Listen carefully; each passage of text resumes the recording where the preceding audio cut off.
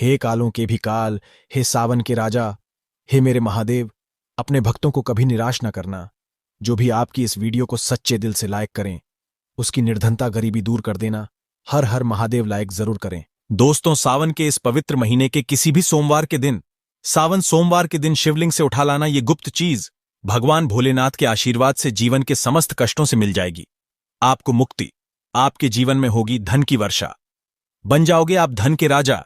घर में यश कीर्ति वैभव, रुपया पैसा धन बरसेगा। युगों युगों तक पीढ़ी दर पीढ़ी राज करेगी। काल भी आपका कुछ नहीं कर पाएगा, जब साथ हो महादेव का। साक्षात महादेव के गण आपकी स्वयं रक्षा करेंगे। दोस्तों, आज 22 जुलाई 2024 से सावन का पवित्र महीना शुरू हो चुका है। शिव के आने का आगाज ब्रह्मांड के कण कण में हो चुका है।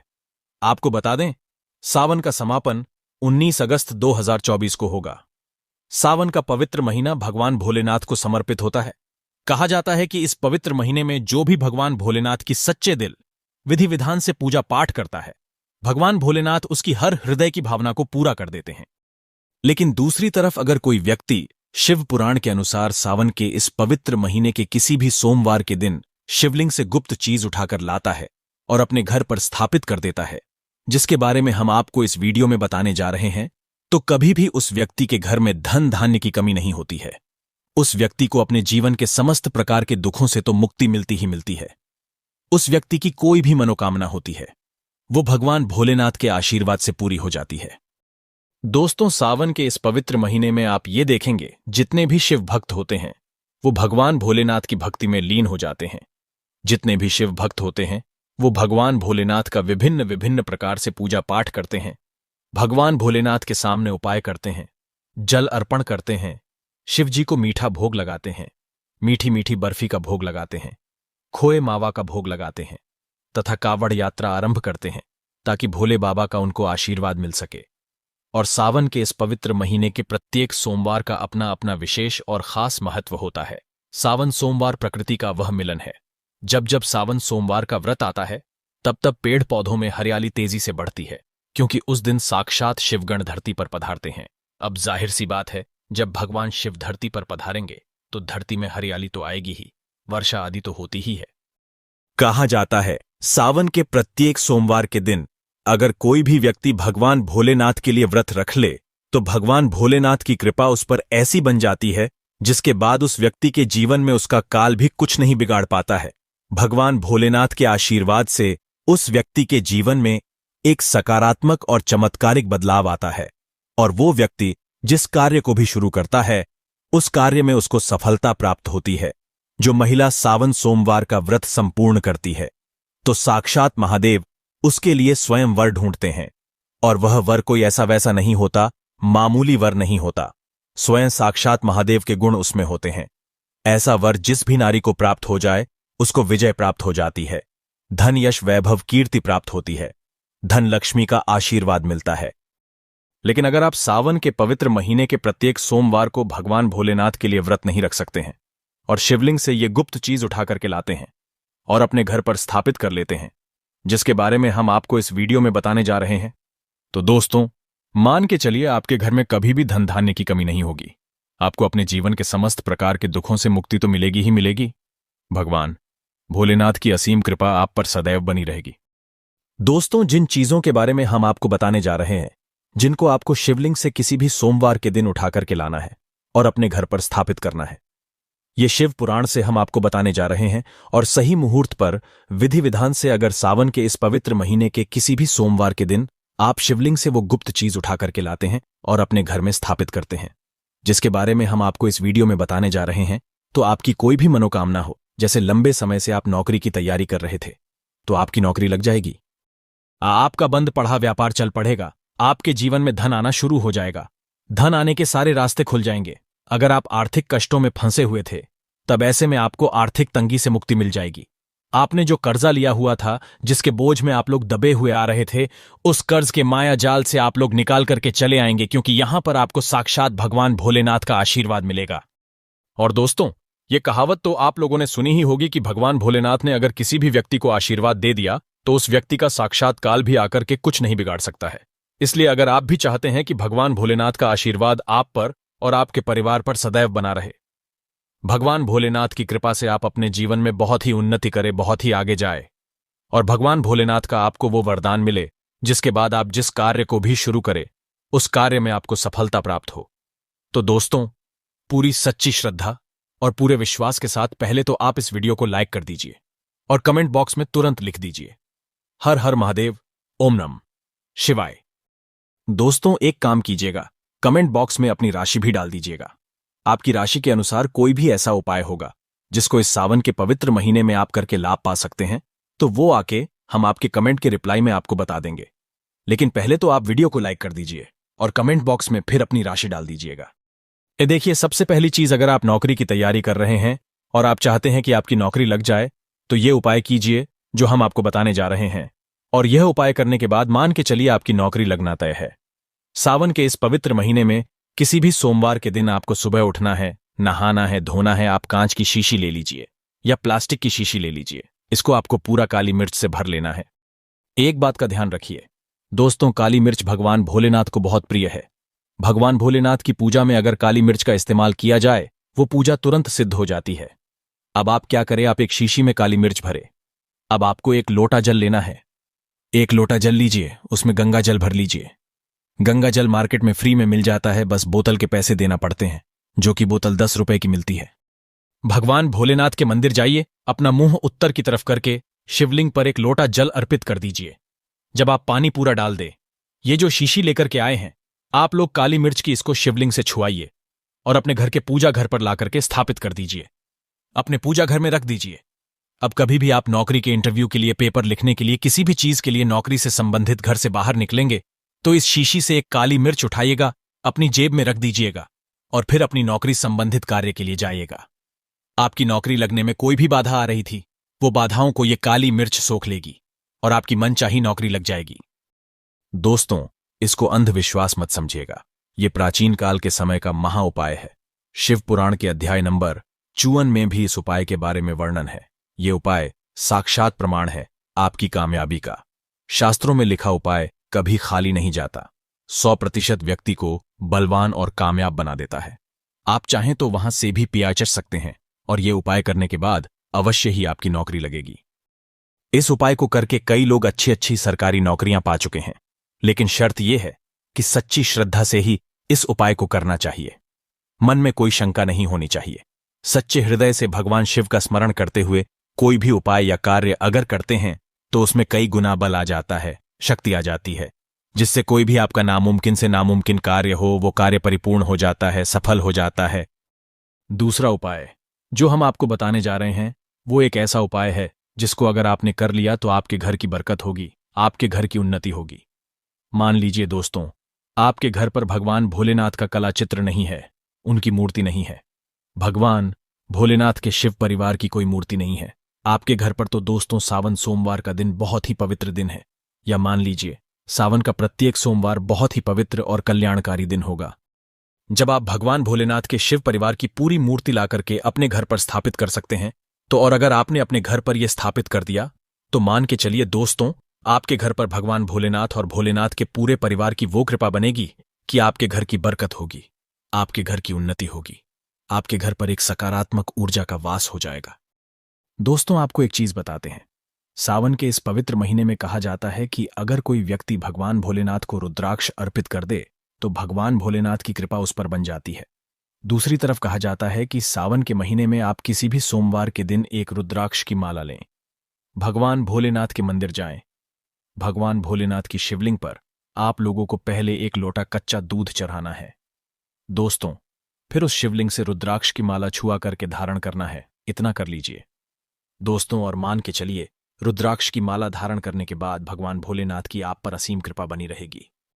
शायद ये बात आपको नहीं पता है, जब भगवान भोलेनाथ के आंसू धरती पर गिरे थे तभी रुद्राक्ष की उत्पन्नता हुई थी, और रुद्राक्ष का इस प्रकार से आपने उपाय कर लिया जैसे हमने आपको बताया है।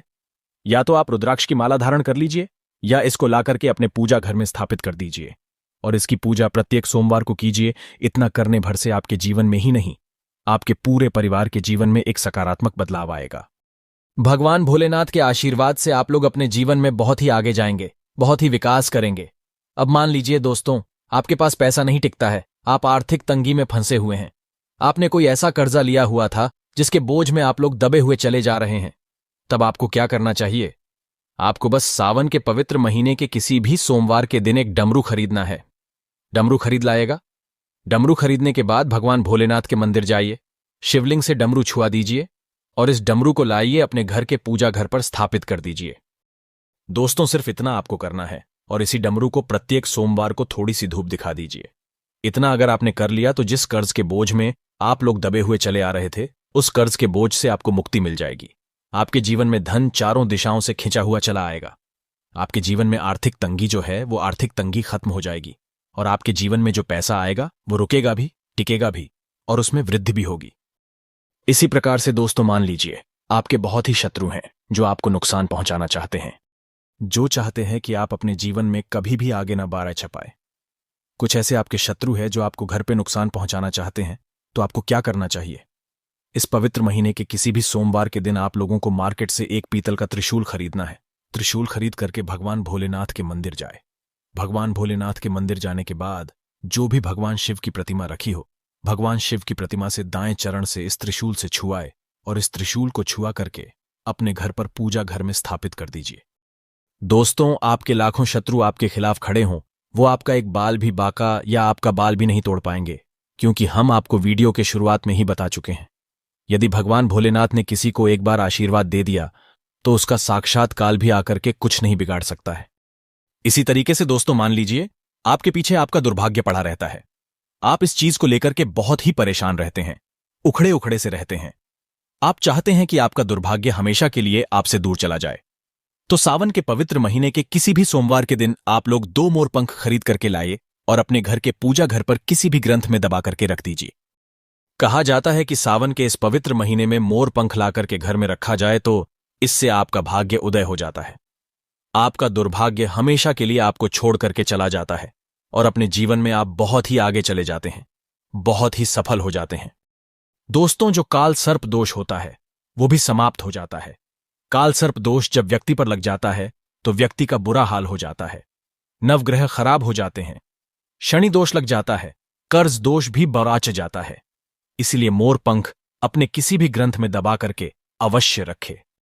दोस्तों, तीसरा उपाय है शिवलिंग पर अगर दुर्बा घास अर्पित की जाए तो भगवान शिव आपको धन दौलत से माला माल कर देते हैं। शिव परिवार सहित आपके ऊपर कृपा बरसती है। भगवान गणेश सुख समृद्धि से आपको परिपूर्ण कर देते हैं।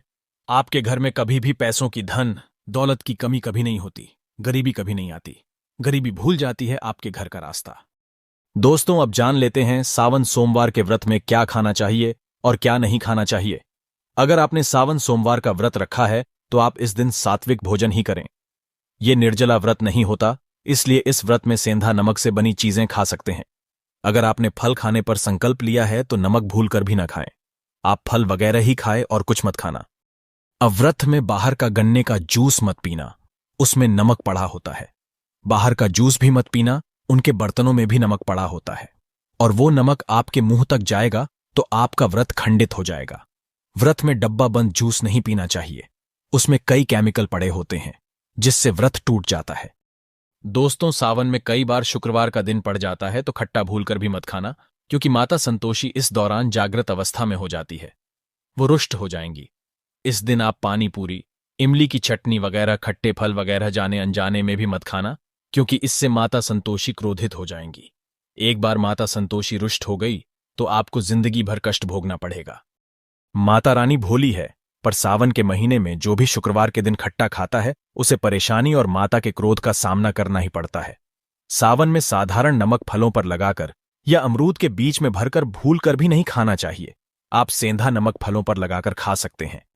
सावन के व्रत में चाय आप पी सकते हैं, लेकिन चाय में नमक मत डालना, इससे हड्डियां गल जाती हैं। सावन के व्रत में दूध नहीं पीना चाहिए, इससे भगवान शिव क्रोधित हो जाते हैं। सावन में हल्दी मिलाकर दूध पीने से भयंकर श्राप लगता है। सावन में बच्चों को दूध पी लेना चाहिए, पर घर में बड़ों को दूध नहीं पीना चाहिए। यदि सावन का व्रत अगर आपने मीठा रखा है तो आप खीर पराठा या दही पराठा खा सकते हैं। आप चाहें तो सेंधा नमक से बने आलू के पकवान खा सकते हैं। आलू की सब्जी कुत्तू के आटे की रोटी के साथ खा सकते हैं, लेकिन आटा ध्यान से देख लें, पुराने आटे में कीड़े पड़ जाते हैं, जिससे आपका व्रत खंडित हो सकता है। व्रतधारी को सावन सोमवार के व्रत में आटा, बेसन, मैदा, सत्तू, अन्न और अनाज का सेवन नहीं करना चाहिए।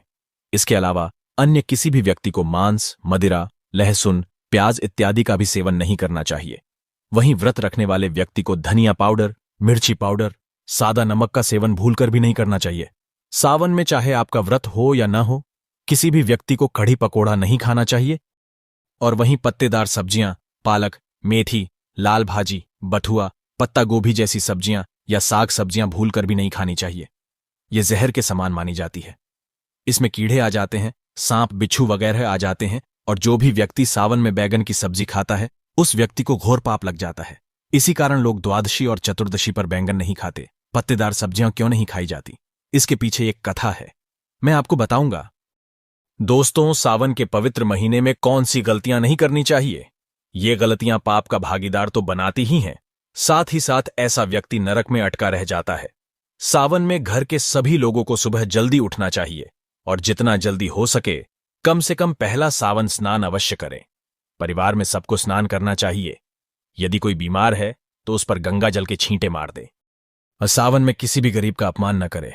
क्या पता उस गरीब के रूप में भगवान शिव हो, क्योंकि भगवान शिव सावन में अपने भक्तों की परीक्षा लेने आते हैं। सावन में देर तक सोने वाली महिला का पति बर्बाद हो जाता है और उसकी मृत्यु निकट भविष्य में जल्दी हो जाती है। इसलिए पति के उठने से पहले सावन में हर स्त्री को जल्दी उठ जाना चाहिए और भगवान शिव की पूजा करनी चाहिए। सोमवार व्रत आपको अवश्य करना चाहिए। ऐसा करने से धन लक्ष्मी का वास होता है। सावन में पति पत्नी को सहवास नहीं करना चाहिए। अगर आपने व्रत रखा है या आपकी पत्नी ने व्रत रखा है तो आप दूरी बनाकर रखें, क्योंकि इस दौरान भगवान शिव की शरण में होता है ऐसा व्यक्ति। सावन में घन घोर काले वस्त्र पहनकर शिव मंदिर में नहीं जाना चाहिए। चाहे तो आप घर में काले वस्त्र पहन सकते हैं, लेकिन मंदिर में भूल कर भी मत जाना, और न ही व्रत में काले वस्त्र पहनने चाहिए। वैसे तो सावन में लहसुन प्याज नहीं खाना चाहिए, पर यदि आपका व्रत है तो उस दिन पूरे परिवार को लहसुन प्याज से परहेज करना चाहिए। सावन के महीने में घर में गंदगी नहीं होनी चाहिए, इससे प्रकृति नाराज हो जाती है। सावन में आपके घर का जो मंदिर है उसमें माचिस के खाली पड़े डिब्बे या माचिस नहीं रखनी चाहिए। सावन में घर में किसी भी व्यक्ति को गाली नहीं देनी चाहिए, चुगली आदि नहीं करनी चाहिए। पत्नी को अपशब्द नहीं कहने चाहिए और न ही पति को अपशब्द कहने चाहिए, इससे भगवान शिव आपको श्राप दे देते हैं।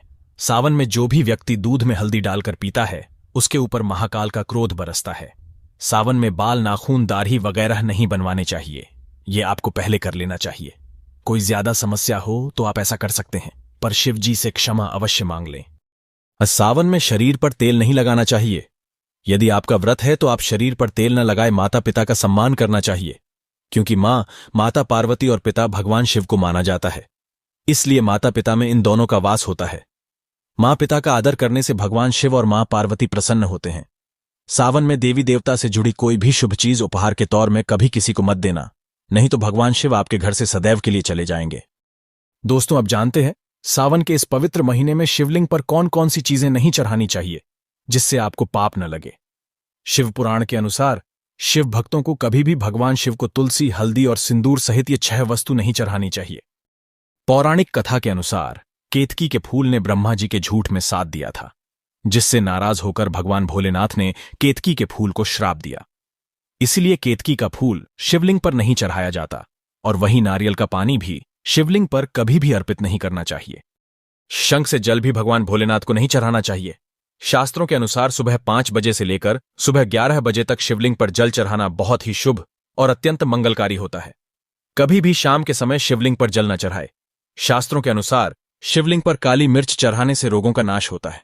इसके साथ ही सुख समृद्धि की प्राप्ति होती है। घर में कभी भी अंगूठे के आकार से बड़ी शिवलिंग नहीं रखनी चाहिए और शिवलिंग पर जलधारा अवश्य होनी चाहिए। भगवान भोलेनाथ को टूटे हुए अक्षत कभी अर्पित नहीं करने चाहिए, इससे वो क्रोधित हो जाएंगे। सावन के पवित्र महीने में कटे फटे बेलपत्र शिवलिंग पर अर्पित नहीं करने चाहिए। बेलपत्र की संख्या 3 होनी चाहिए। बेल पूरे साबुत होने चाहिए, लेकिन आप 6 महीने पुराना बेलपत्र भी शिवलिंग पर अर्पित कर सकते हैं, लेकिन वो कटा फटा ना हो। 6 महीने तक बेलपत्र पवित्र और शुभ माना जाता है।